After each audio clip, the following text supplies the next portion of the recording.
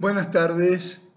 Este video lo concebí para reemplazar de alguna manera la última clase de nuestro seminario de Teoría de las Relaciones Internacionales en la maestría en Relaciones Internacionales debido a los problemas de conectividad que tuvimos.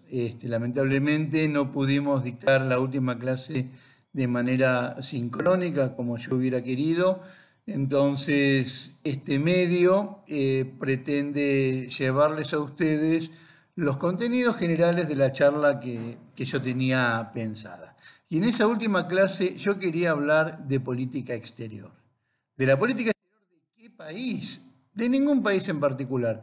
Política exterior como un tema de teoría de las relaciones internacionales. ¿Pero es un tema de teoría de las relaciones internacionales?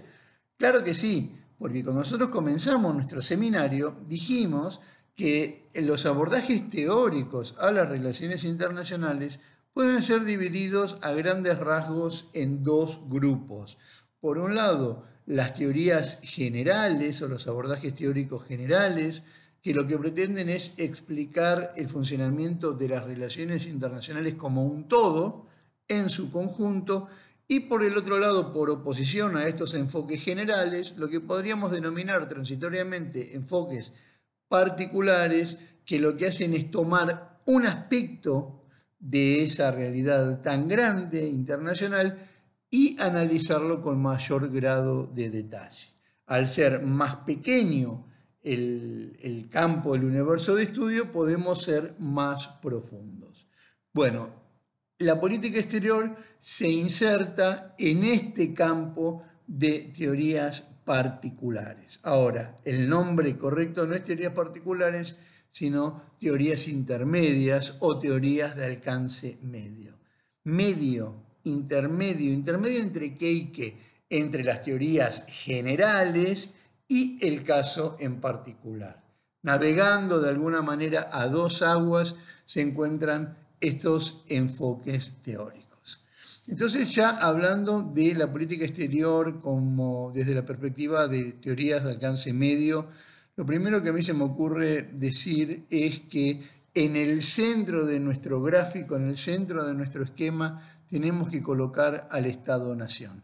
Debemos de alguna manera dejar de lado todos esos conocimientos que adquirimos cuando empezamos a estudiar relaciones internacionales y que decían que aun cuando el Estado-Nación es el principal actor del sistema internacional, hay otro tipo de actores. Bueno, eso tenemos que resetearnos, dejarlo de lado y volver a pensar en términos estatocéntricos, en términos westphalianos, porque el único actor que hace algo así como una política exterior es el Estado-Nación. No lo hacen, aunque quisieran y debieran hacerlo, los organismos internacionales, no lo hacen las empresas transnacionales o las ONGs o algunas organizaciones de la sociedad civil o los regionalismos o los grupos terroristas.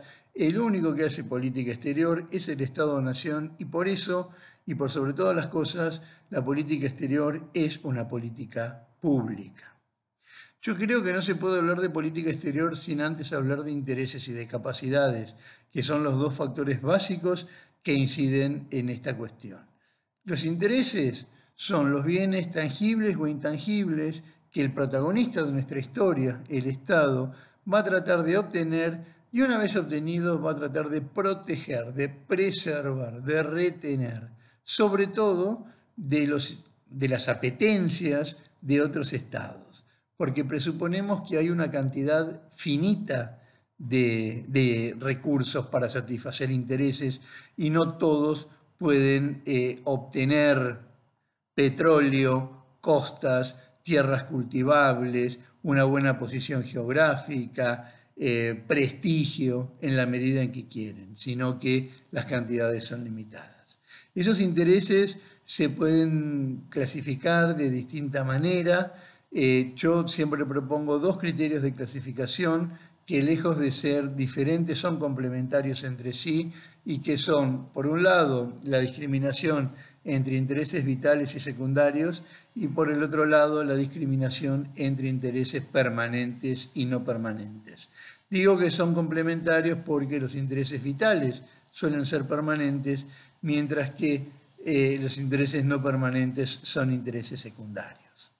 Dicho esto, me voy al segundo de nuestros ingredientes, que son las capacidades, y las capacidades a lo que refieren es a los recursos a los cuales yo puedo echar mano, de los cuales puedo disponer para tratar de salir a satisfacer mis intereses.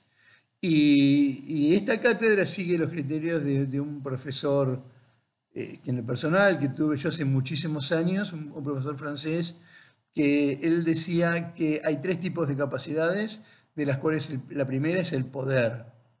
¿Sí? Y del poder, lo que yo siempre digo es que el poder nacional es un poder que es medible, es mensurable, es calculable, lo que no es cuantificable. No se le puede poner un número al poder nacional, porque el poder nacional es la resultante de muchísimas variables, de muchísimos elementos distintos, incluso de elementos no tangibles, abstractos, a resultas de lo cual no se puede decir que el poder nacional de un país sea de tanto. Es muchísimo más un enfoque cualitativo que un enfoque cuantitativo.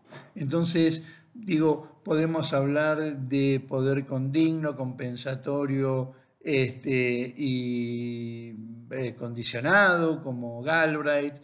Podemos hablar de poder duro y poder blando. Podemos hablar de las 3P del poder, como decía un profesor mío: prudencia, proporcionalidad y perseverancia. Podemos hablar de peso, rango y dominio, como Cardoich, pero no estamos poniéndole número al poder nacional. Eso me interesa mucho dejarlo en claro, porque la postura de esta cátedra es la de un abordaje cualitativo antes que cuantitativo al poder nacional. Pero esa es una de las tres capacidades. La otra es el tiempo, porque toda política se desarrolla en un eje tiempo. Y la otra es la información. Se necesita información en cantidad, calidad y oportunidad para optimizar los procesos de toma de decisiones, disminuyendo los niveles de incertidumbre. Entonces, ya con nuestros dos ingredientes básicos, podemos arriesgar una primera aproximación a la política exterior diciendo que la política exterior es el conjunto de acciones que el Estado emite hacia el exterior, hacia el ambiente internacional, en función de sus intereses y de sus capacidades. Ahí están nuestros dos ingredientes. Cuando yo dicto esta clase en forma presencial, introduzco una modificación, y es la de hacer una definición con trampas. Y digo que la política exterior es el conjunto de acciones que el Poder Ejecutivo Nacional emite hacia el exterior a través de su Ministerio de Relaciones Exteriores, en función de sus intereses y de sus capacidades. Y entonces los invito a los cursantes a que identifiquen las tres trampas que tiene esta definición, y los conduzco a que descubran que primero no es solamente el poder ejecutivo el que participa de la confección de la política exterior, sino que el poder legislativo, por lo menos en la forma republicana de gobierno, tiene un papel decisivo. En segundo lugar, que la política exterior ya no se hace solamente a nivel nacional, sino que hay niveles subnacionales donde se verifican acciones protagonizadas por ciudades o por provincias que podían ser tipificables como actos de política exterior. Y además, ni siquiera es el Ministerio de Relaciones Exteriores la única agencia o el único organismo a través del cual se hace la política exterior, sino que en rigor de verdad el Estado la hace a través de múltiples canales. Bien, entonces la política exterior es el conjunto de acciones que el Estado emite hacia el ambiente internacional en función de sus intereses y de sus capacidades.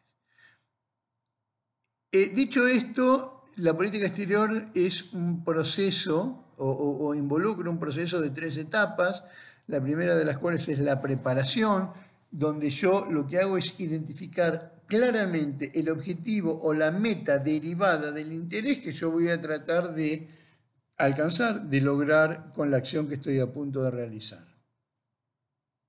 Entonces, claramente la etapa de preparación hacia donde mires, hacia los intereses.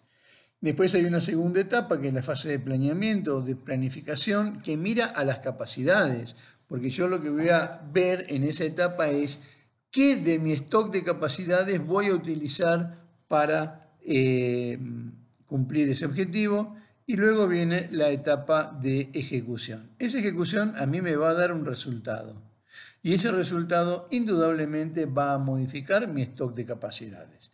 Al término de este proceso, yo no voy a tener el mismo poder, la misma información o el mismo tiempo que tenía antes de hacerlo. Y puede ser que yo el objetivo lo haya logrado, puede ser, y entonces salgo a buscar otro, puede ser que no lo haya obtenido y vaya a insistir, o puede ser que no lo haya obtenido pero deje de buscarlo y me dirija en otra dirección. En cualquier caso, este proceso de preparación, de planeamiento y de ejecución vuelve a comenzar y vuelve a comenzar y vuelve a comenzar. De alguna manera estamos con una concepción cíclica. Bien, esta matriz que acabo de describir con el Estado, sus intereses, sus capacidades, intereses vitales y secundarios, permanentes y no permanentes, poder, tiempo e información dentro de las capacidades, con un ciclo de preparación, planeamiento y ejecución, esto se da en absolutamente todos los países. Los ricos, los pobres, los de izquierda, los de derecha, los teocráticos y los laicos, los desarrollados y los pobres. Sin embargo, hay un conjunto de información específica de cada caso en particular que no lo proporciona esta matriz de empleo universal. Es necesario agregar información. La matriz es una herramienta necesaria, pero no es una herramienta suficiente. ¿Qué es lo que tenemos que hacer? Lo que tenemos que hacer es, simbólicamente, levantar la tapa de ese estado que tenemos en el medio de nuestro gráfico y ver qué es lo que está pasando ahí adentro. ¿Se puede, entre comillas, levantar la tapa del Estado? Claro que sí, porque el Estado no es una caja negra, no es una unidad sellada. Esto es un error que es producto de las teorías realistas más clásicas, más ortodoxas, que nos inculcan que el Estado es unitario y racional. Unitario en el sentido de su unicidad, que es imposible de dividir, y racional en el sentido de que goza de una racionalidad propia mucho más allá de sus características históricas, geográficas o culturales particulares. Ni lo uno ni lo otro. No decide de la misma manera el gobierno chino que el gobierno hindú, que el gobierno sudafricano, argentino, español o de otra parte del mundo. ¿Por qué? Por identidad, por historia, por cultura, por tradiciones, por religión, por geografía, por un montón de cosas, no deciden igual. Y tampoco son una persona. En este punto yo brindo un primer texto que es de Carlos Escudé, que habla de la falacia antropomorfa. ¿Qué es este concepto de falacia antropomorfa? El error, el yerro de considerar que los países son como si fueran personas. Y nosotros la verdad es que en nuestras estatuas y en nuestras pinturas y en nuestros himnos a veces los representamos como si fueran personas, ¿sí? Y no son personas, eso es una metáfora. Nosotros lo que tenemos que hacer es considerar que es, decía antes, divisible, es analizable lo que está pasando ahí adentro. ¿Y qué es lo que yo necesito analizar? Bueno, o puedo analizar. Puedo analizar muchas cosas si levanto la tapa del Estado luego de abandonar la concepción de Estado unitario y racional, luego de abandonar la falacia antropomorfa. Pero hay 4 cosas que me parece a mí que son fundamentales. La primera de ellas es la estructura y la dinámica decisorias. ¿Sí? ¿Qué es esto? Decisoria a lo que hace referencia es a los actores que están involucrados de manera real en un proceso de decisión, en este caso en política exterior. La dinámica de lo que habla es de la trazabilidad de la decisión, el flujo decisorio entre los actores que conforman la estructura, cómo es que se da, cómo se decide. Para eso hay un muy buen texto de Roberto Russell. Después, otro elemento a tener en cuenta, la personalidad del estadista. Estadista no en el sentido de prócer, estadista en el sentido de persona, hombre, mujer de Estado. ¿Decide igual una persona conservadora en su manera de pensar que una persona abierta a nuevas experiencias o una persona arriesgada que una persona que se ciñe a las reglas, una persona que es belicosa a una persona que es más bien pacífica? Una persona apegada a derecho que una persona mucho más volcada a políticas de poder.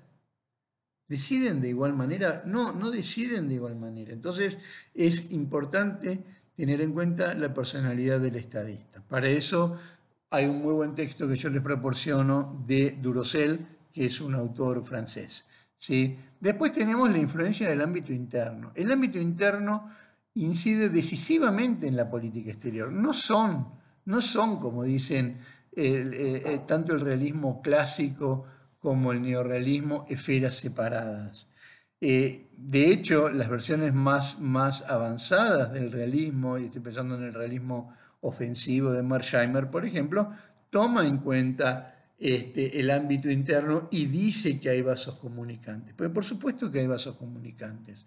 Entonces ahí, por ejemplo, hay un muy interesante texto de Robert Putnam que habla de estos dos tableros de juego, el tablero doméstico y el tablero externo, y cómo están interconectados. Y finalmente, un cuarto elemento que yo quiero destacar, además de la estructura y la dinámica decisorias, además de la personalidad del estadista y del ámbito interno o doméstico, es el concepto de fuerzas profundas. El concepto de fuerzas profundas para mí es muy importante. Fue concebido por dos autores franceses que han escrito juntos. Uno es Durosel, que lo acabo de mencionar, y el otro es Renouvin, que ellos entienden que hay factores que a lo largo de la historia forman un marco de relación y influencian fuertemente la política exterior de los estados. ¿Sí? Son factores estos que si uno los mira en un lapso de tiempo largo son variables, pero varían muy lentamente y por circunstancias excepcionales. Contrario sensu, son constantes y para nuestro tiempo son constantes. Y más allá del gobierno del momento, influencian decisivamente la política exterior. La geografía, la historia, la cultura, son, me parece a mí, fuerzas profundas imposibles de soslayar. Entendida de esta manera la política exterior o la diplomacia, cuando uno empieza a buscar sus antecedentes en la historia, se remonta sin ningún tipo de problemas a la Grecia antigua y aún más atrás, cuando uno identifica formas de comunicación entre ciudades independientes, luego polis, bueno, se encuentra ahí con los atisbos de lo que luego denominaríamos política exterior o diplomacia. Y esto es importante, es un buen momento para destacar que en este video yo estoy considerando política exterior y diplomacia como si fueran sinónimos. Ustedes saben que hay dos maneras de ver esto. Están los que dicen que la política exterior es una cosa y la diplomacia es otra, y están los que dicen que se lo puede utilizar como sinónimos.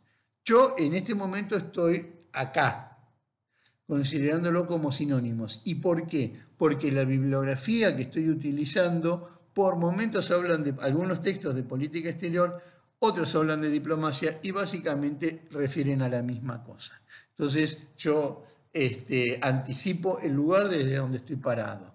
Y lo digo ahora porque el texto que nosotros vamos a utilizar, que propone esta cátedra para analizar la evolución a lo largo de la historia de la política exterior, utiliza la palabra de diplomacia.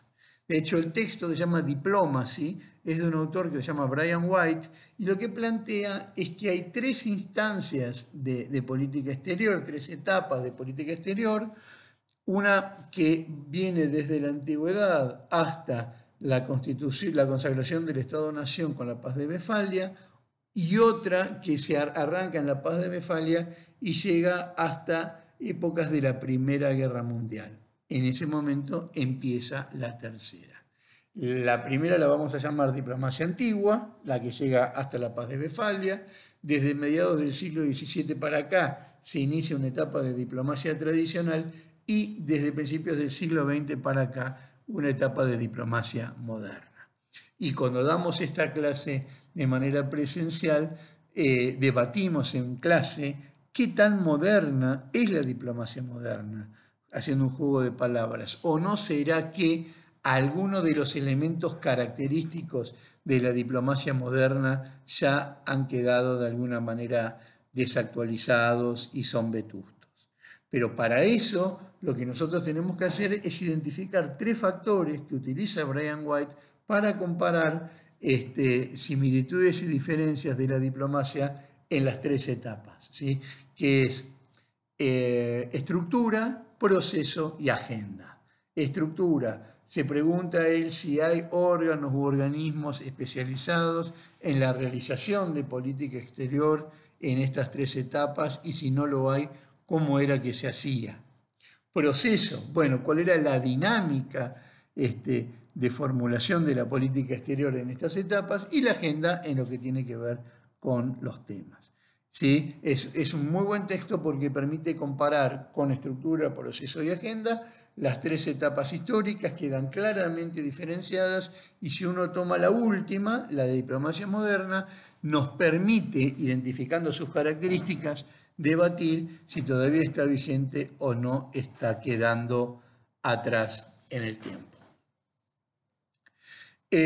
Otra cosa que vamos a, que yo creo que es muy importante hacer cuando uno estudia la política exterior es tratar de identificar algunas constantes, si las hubiese.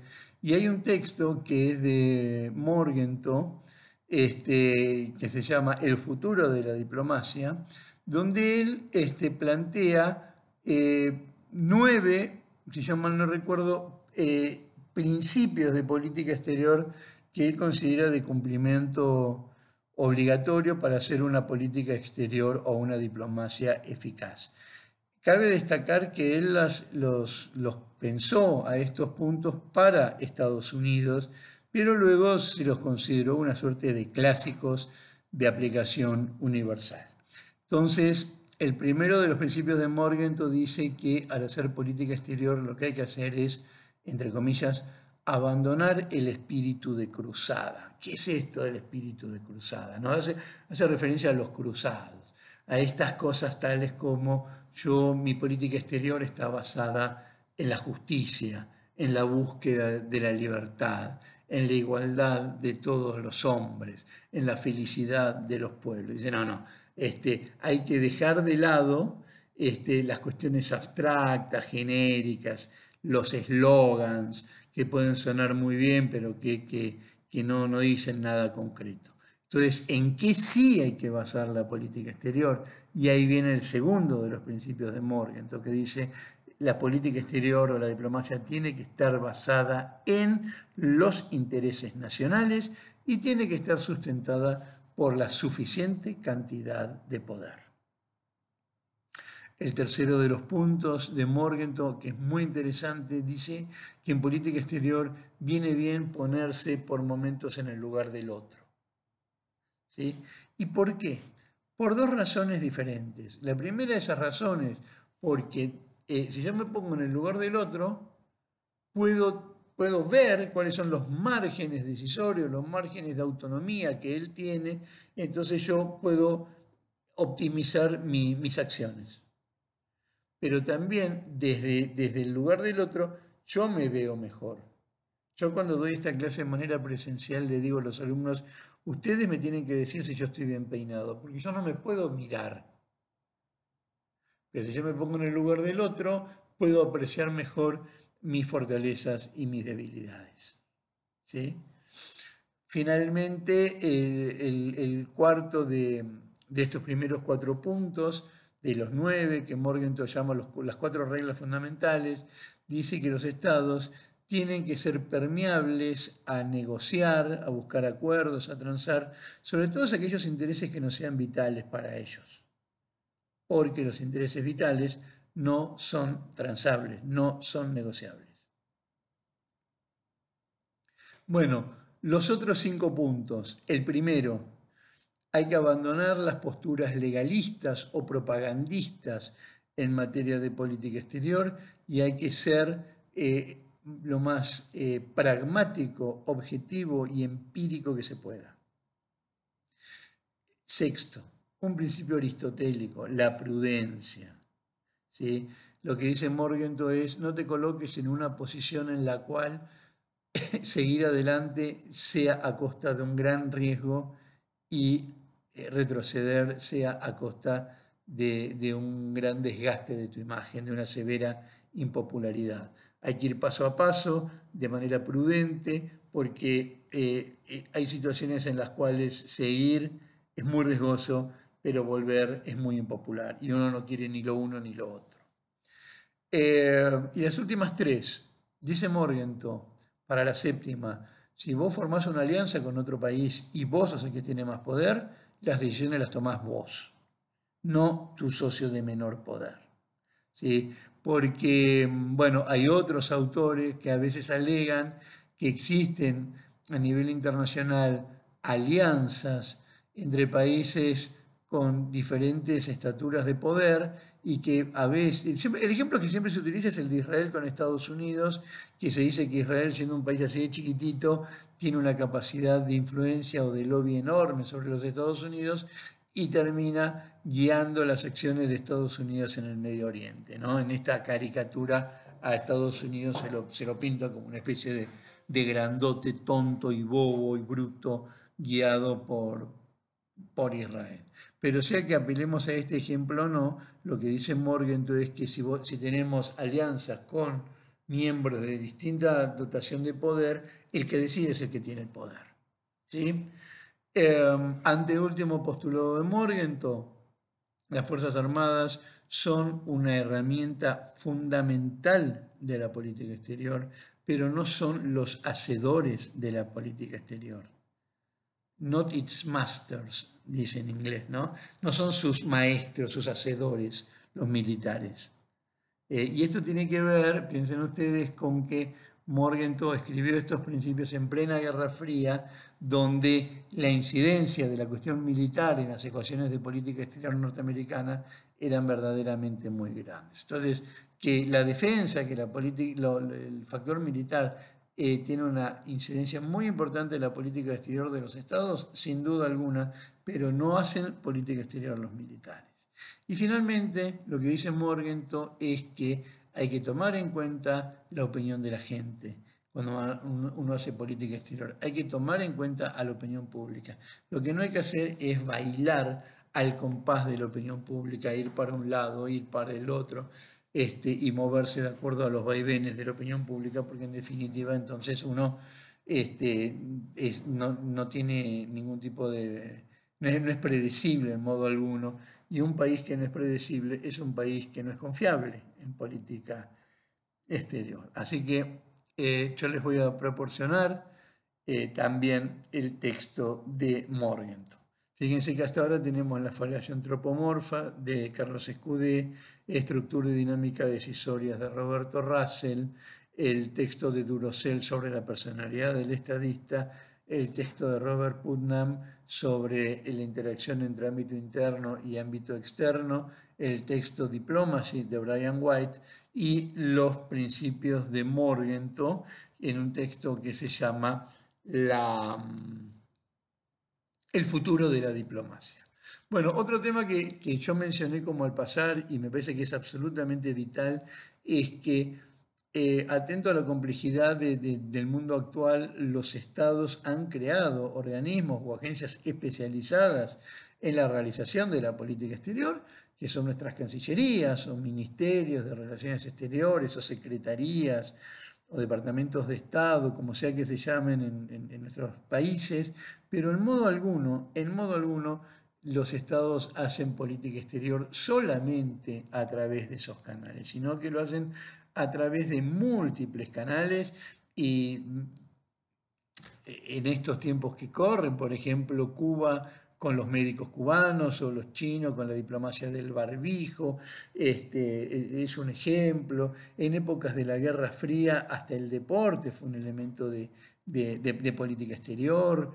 Y cuando yo tengo en clase alumnos que vienen de otros países, les digo que vienen a cursar un cuatrimestre o una materia, les digo, miren, ustedes son emergentes de una diplomacia entre nuestros países que no necesariamente se canalizó a través de las cancillerías. La Cancillería en todo caso toma nota, toma registro, pero puede haber sido un convenio entre ministerios de educación en cuyo marco nuestras universidades rubricaron algún tipo de acuerdo por el cual usted, señor, está sentada en ese lugar.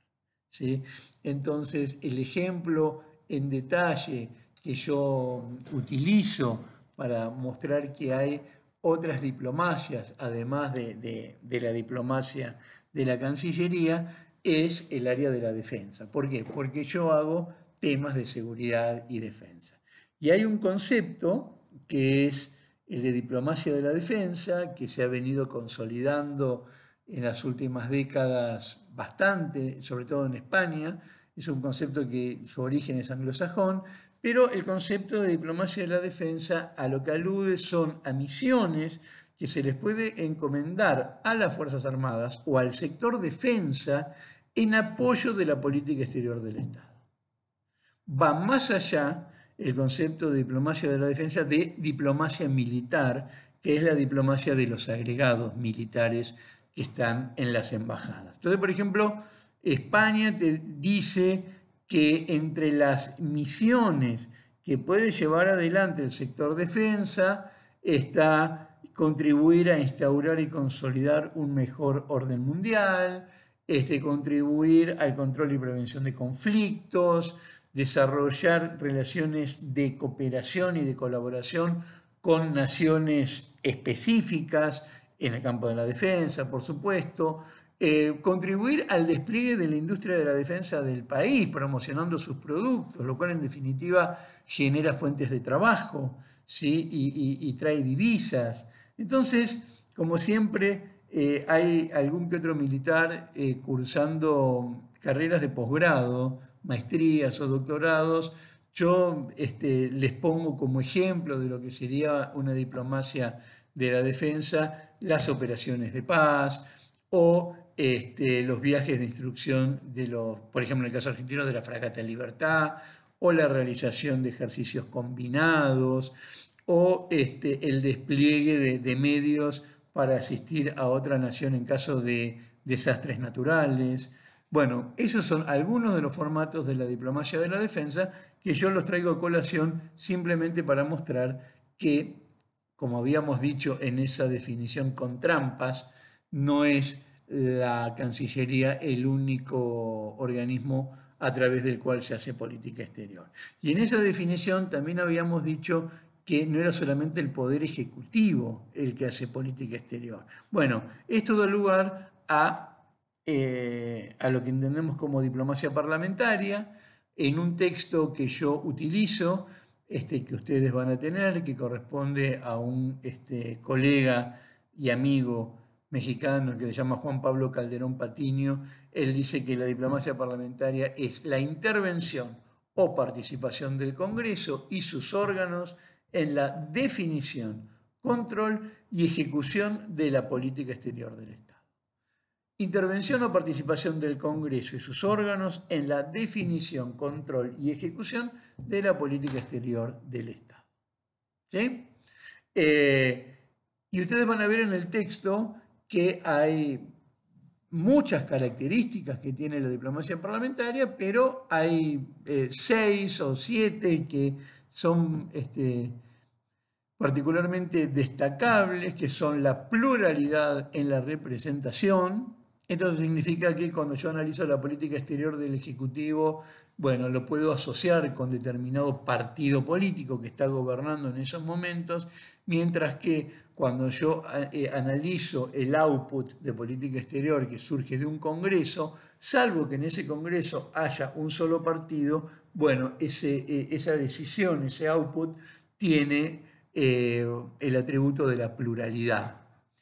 La diplomacia parlamentaria, por un lado, es complementaria de las acciones del Ejecutivo, esta es la segunda característica, pero al mismo tiempo la controla, esta es la tercera, puede tener un alcance incluso mayor a la del Poder Ejecutivo, a veces los parlamentos llegan a lugares donde, al menos transitoriamente, los ejecutivos no pueden llegar, y tiene como, no como característica, pero como atributo, la informalidad. Eventualmente pueden trabajar de manera informal. La diplomacia parlamentaria tiene un fuerte compromiso con la paz, con la democracia y con la resolución pacífica de controversias. ¿Sí? Con la democracia porque el parlamentario en sí mismo es resultado del juego democrático. Si no hay democracia no hay parlamento. Y la esencia del legislador es la de negociar, la de conseguir consensos, acuerdos, bueno, y eso que hace a la misma esencia del parlamentario en el juego político interno también lo proyecta hacia afuera. Y finalmente, una característica de la diplomacia parlamentaria me parece a mí que es la permanencia o cierta continuidad, porque no hay cortes tan estrictos como hay en el caso del Poder Ejecutivo, que comienza un día y termina otro día, porque en el Parlamento las renovaciones de las bancadas son parciales, entonces me parece que hay cierta continuidad, o puede darse cierta continuidad a determinadas políticas. Entonces, agregamos a nuestros textos el de Juan Pablo Calderón Patiño para ver lo que es la diplomacia parlamentaria y también un texto del Ministerio de Defensa de España para que ustedes vean lo que es la diplomacia de la defensa. Después, también otra cosa que dijimos al principio es que hay ahora actividades de política exterior que no se dan en el nivel nacional, sino en niveles más bajos. En ciudades, en provincias, lo que damos en llamar diplomacia de ciudades, diplomacia de provincias o paradiplomacia. En el caso argentino, esto está de alguna manera contemplado en la última versión de la Constitución Nacional y la Cancillería Argentina en su estructura tiene contemplado áreas que atienden a estas cuestiones. Yo creo que este fenómeno, llamémoslo paradiplomacia, está fuertemente influido por tres elementos. Uno de ellos es los procesos de modernización del Estado que conllevan una descentralización decisoria y acercan los niveles decisorios a la gente. Esto incluso se comprueba hasta en el plano local de una ciudad. Por otro lado, el localismo, las identidades locales. Y por el otro lado, globalización mediante, hay una nueva geografía económica mundial donde las unidades productivas ya no necesariamente se miden en términos de Estado-nación, sino, como dice Omae, en términos de Estado-región, o como dice Saskia Sassen, y todos estos textos ustedes los van a tener en términos de ciudades, ¿no? Entonces, en el marco de esta nueva geografía económica se empoderan regiones y ciudades que no solamente pretenden hacerlo en términos económicos, sino también a lo mejor en otras áreas. Esta paradiplomacia se suele decir que puede ser positiva o negativa. La paradiplomacia positiva es cuando hay confluencia en la mirada de política exterior del Estado-nación con esta unidad subnacional, provincia o ciudad. El ejemplo que a mí me gusta poner siempre es el de las Olimpiadas de Río, de Brasil, que fueron llevadas adelante por el Estado de Río de Janeiro, primero por la ciudad de Río de Janeiro, por el Estado de Río de Janeiro, con la asistencia del gobierno nacional. Todo Brasil en un punto estuvo impulsando esta movida de la ciudad de Río de Janeiro para constituirse en sede de los Juegos Olímpicos y cuando hubo que decidirlo en la sede del Comité Olímpico Internacional, el que asistió a ese anuncio fue el presidente de Brasil, que en esos momentos era Lula. ¿Sí? Un ejemplo de paradiplomacia negativa, contrario sensu, donde divergen, donde chocan las visiones del nivel nacional con el nivel subnacional, es el caso de Cataluña, donde Cataluña se larga a abrir en distintas partes del mundo representaciones diplomáticas que van más allá de la cuestión cultural. Sí, que no es el típico casal de Cataluña, de expansión del idioma, de la cultura catalana y de sus bondades, sino que son verdaderas representaciones diplomáticas, siendo que la función diplomática, como el ejercicio de la fuerza y la celebración de tratados internacionales, corresponden al nivel nacional y no al nivel subnacional.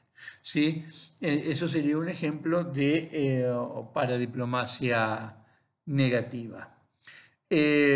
Para los que son de esta parte del mundo, yo siempre les recomiendo que googleen y que busquen lo que es la red de Mercociudades para ver ejemplos de diplomacia de ciudades, o la UCI, Unión de Ciudades Capitales Iberoamericanas, o la Conferencia de Ciudades del Arco Atlántico, o lo que es la CECICN, que es la Conferencia de redes de ciudades transfronterizas.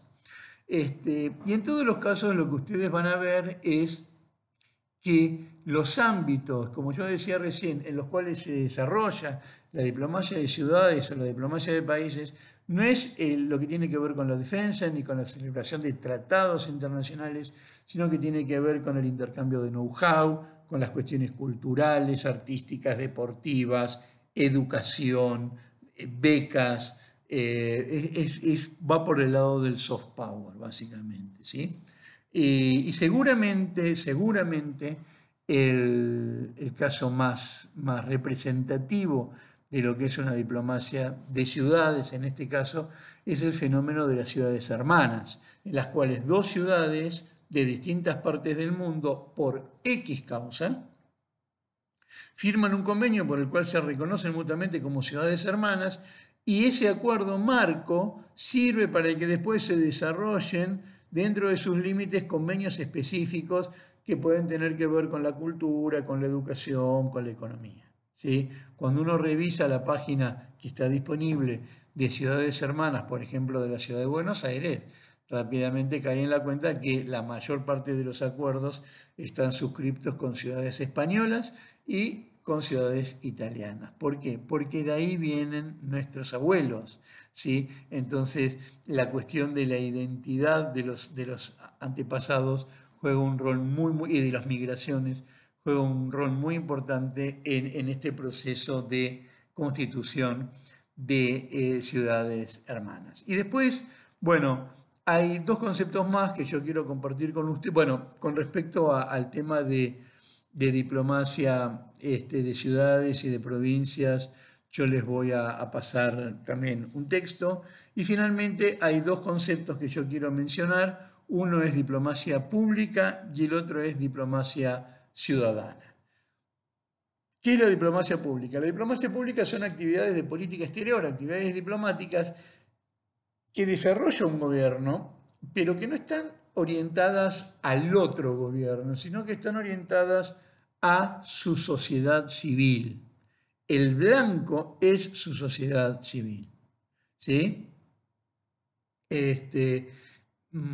Y pueden ser por la positiva o pueden ser por la negativa. Yo puedo hacer un acto de política exterior agresivo contra un gobierno, pero mandándole el mensaje a la sociedad diciendo, bueno, esto les pasa a ustedes por el gobierno que tienen. El gobierno que ustedes tienen con su actitud en política exterior, no sé, Irán, pongámosle, a mí me obliga a tomar esta postura que no la quisiera tomar y que no la tomaría si ustedes no tuvieran ese gobierno. Entonces, es un acto de política exterior que yo imponga sanciones o haga algún congelamiento de fondos a Irán, yo a Estados Unidos, sí. Pero yo lo manejo de manera tal que lo estoy dirigiendo como blanco, como target de mi acción a la sociedad civil.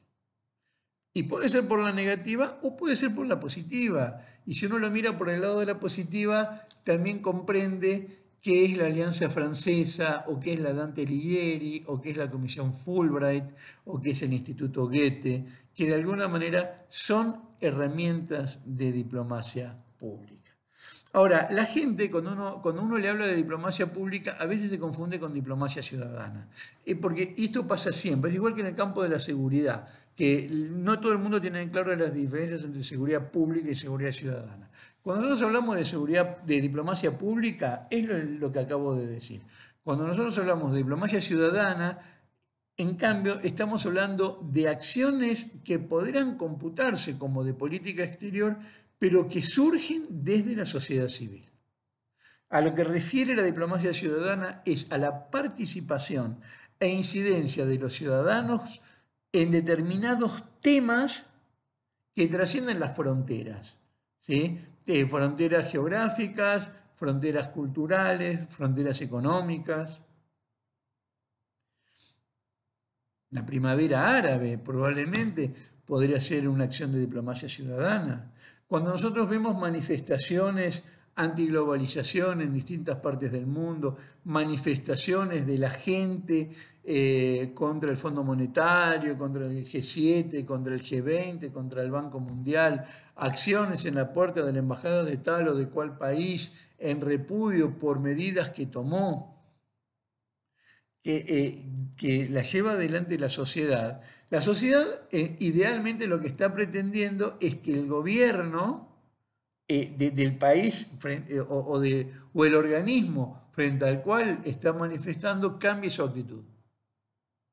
Y uno podría pensar que esas manifestaciones son total y absolutamente espontáneas, o que están dirigidas, o que hay activistas, o que hay grupos que arengan, como hay actores que están atrás, tras bambalinas, movilizando a esta gente, a estos colectivos para que actúen de tal o de cual manera. Pero bueno, hay una visión, si se quiere, positiva y no conspirativa de esto, me parece a mí también, y es que hay una suerte de sociedad civil global ya, donde hay determinados temas que ya comienzan a ser objeto de consenso entre distintos países del mundo, en las sociedades de distintos países del mundo, independientemente de dónde estemos parados. Temas que tienen que ver, por ejemplo, con el cuidado del medio ambiente, temas que tienen que ver sobre todo con el respeto a los derechos humanos,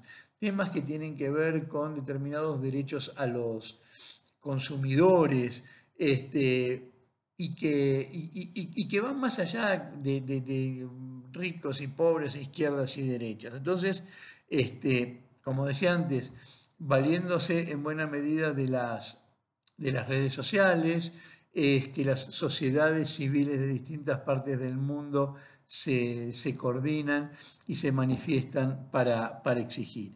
Y eso se da en llamar diplomacia ciudadana. Entonces, recapitulando, yo creo que podemos obtener un muy buen paneo de lo que es la diplomacia. Si primero nosotros leemos a Carlos Escudé cuando nos habla de la ruptura de la falacia antropomorfa, estudiamos a la estructura y la dinámica decisoria con Roberto Russell, a la personalidad del estadista con Durosell, al vínculo entre política interna y política externa con Robert Putnam, y eventualmente ahí se puede incorporar, que yo no lo voy a dar como texto porque presupongo que es conocido, el enfoque de interdependencia compleja de Keohane y Denay. Agregaría la cuestión de las fuerzas profundas de Durosell y Renovan, y hago una aclaración. Yo mencioné como fuerzas profundas particularmente relevantes desde mi punto de vista a la historia, a la cultura y a la geografía. Y cuando yo incluyo a la geografía como una fuerza profunda de relevancia, automáticamente estoy incorporando a mi análisis de política exterior a la geopolítica. Automáticamente. ¿Sí? La geopolítica y la política exterior están unidas no por vasos comunicantes, están unidas por ductos enormes que las intervinculan, ¿sí? Y a estos textos entonces le agregaríamos el texto de Morgenthau sobre sus principios, el texto de Brian White sobre diplomacia, sobre la evolución de la diplomacia a lo largo del tiempo. Hay un texto que yo voy a agregar que es de Kennan, de George Kennan, que es complementario al texto de Morgenthau y que muestra que la moral, es un texto altamente controvertido, pero esta cosa de la moral en la política exterior tiene que estar en el mejor de los casos supeditada o subordinada a la satisfacción del interés nacional, ¿sí? Es un texto que camina en el sentido del primer y quinto principios de Morgenthau. Y después tenemos a Juan Pablo Calderón Patiño con diplomacia parlamentaria, tenemos un texto de diplomacia de la defensa español, simplemente para que vean otras agencias involucradas en la confección de política exterior y cuáles son los formatos que esta política exterior asume. Y después también les voy a agregar textos sobre diplomacia, hay un texto de Arce Gómez sobre diplomacia ciudadana, un texto de diplomacia pública y también textos sobre paradiplomacia, ¿sí? Además de agregarle texto de paradiplomacia, yo les voy a agregar un texto de Saskia Sassen y otro de Kenichi Omae. Uno de ellos habla de la revalorización de las ciudades en este nuevo panorama internacional, el otro habla del crecimiento de los estados-región y me parece que son textos complementarios al estudio de la diplomacia de ciudades o la diplomacia de países. Bueno, creo que hay mucho material como para que ustedes puedan profundizar, pero lo que queda claro es que el estudio de la política exterior es un campo muy pero muy vasto que se inserta dentro de lo que es el análisis teórico de las relaciones internacionales, no ya de las teorías generales, sino en todo caso desde el punto de vista de teorías intermedias o de alcance medio. Bueno, muchas gracias a todos. Con esto yo cierro no solamente este video, sino que cierro el dictado de este seminario que espero haya sido de utilidad para todos ustedes.